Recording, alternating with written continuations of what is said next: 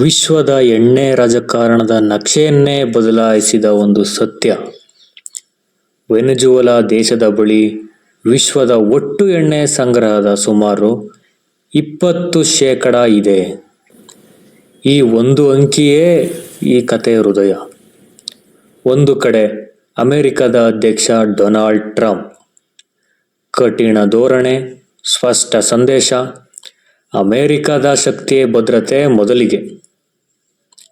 ಜಾಗತಿಕ ಎಣ್ಣೆ ಪೂರೈಕೆ ಅಸ್ಥಿರವಾಗಿರುವ ಸಮಯದಲ್ಲಿ ವೆನೆಜುವೆಲಾ ಎಣ್ಣೆ ಅಮೆರಿಕದ ದೃಷ್ಟಿಯಿಂದ ತ್ರಂತಾತ್ಮಕವಾದ ಸಂಪತ್ತಾಗಿತ್ತು. ಇನ್ನೊಂದು ಕಡೆ ನಿಕೋಲಾಸ್ ಮಡುರೋ, ವಿಶ್ವದ 20% ಸಂಗ್ರಹ ದೇಶದ ಅಧ್ಯಕ್ಷ, ಅಮೆರಿಕವನ್ನು ಬಿಗಿಯಾಗಿ ಹಿಡಿದ ನಾಯಕ.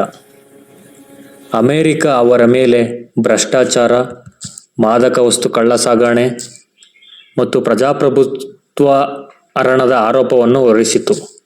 ಟ್ರಂಪ್ ಆಡಳಿತ ವೆನೆಜುವೆಲಾದ ಮೇಲೆ ಕಠಿಣ ಆಯಿಲ್ ಸ್ಯಾಂಕ್ಷನ್ ವಿಧಿಸಿತು. ಎಣ್ಣೆ ರಫ್ತು ಕುಸಿಯಿತು, ಆರ್ಥಿಕ ನಲುಗಿತು. ಆದರೆ ಎಣ್ಣೆಯ ಮೌಲ್ಯ ಮಾತ್ರ ಇನ್ನಷ್ಟು ಹೆಚ್ಚಾಯಿತು. ಮಡುರೋ ಪ್ರತಿಕ್ರಿಯಿಸಿದರು, ಇದು ರಾಜಕೀಯ ಒತ್ತಡ, ಇದು ನನ್ನ ಸ್ವಾಯತ್ತತೆಯ ಸವಾಲು ಎಂದು. ಆದರೆ 2026 ಜನವರಿ 3ರಂದು ಕರಾಕಸ್ ಮೇಲೆ ಕತ್ತಲೆ ಆವರಿಸಿತು. ಹೆಲಿಕಾಪ್ಟರ್ಗಳ ಗದ್ದಲ, ಸೈನಿಕ ಚಲನೆ ಮತ್ತು ಅಮೆರಿಕದ ವಿಶೇಷ ಕಾರ್ಯಾಚರಣೆ ಆರಂಭವಾಗಿತ್ತು. ಮಡುರೋ ಬಂಧನದ ಸುದ್ದಿ ಜಗತ್ತನ್ನೇ ಬೆಚ್ಚಿ ಬೀಳಿಸಿತು. ಟ್ರಂಪ್ ಹೇಳಿದರು, ಇದು ನ್ಯಾಯ, ಭ್ರಷ್ಟಾಚಾರದ ಅಂತ್ಯ, ಡ್ರಗ್ ಕಾರ್ಟೆಲ್ಗಳ ಅಂತ್ಯ ಎಂದು ಹೇಳಿದರು. ಒಂದು ದೇಶದ 20% ವಿಶ್ವ ಎಣ್ಣೆ ಸಂಗ್ರಹ ಈ ಸಂಕಷ್ಟದ ನಿಜವಾದ ಕಾರಣವೇ ಎಂದು.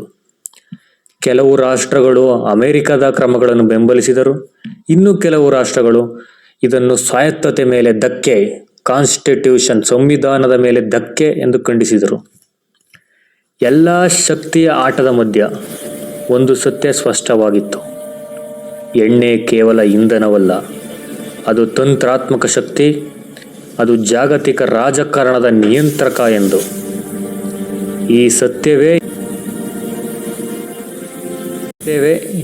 ಸತ್ಯವೇ ಈ ಕಥೆಯನ್ನು ಅತ್ಯಂತ ಪ್ರಮುಖ ವಿಷಯವನ್ನಾಗಿಸುತ್ತದೆ.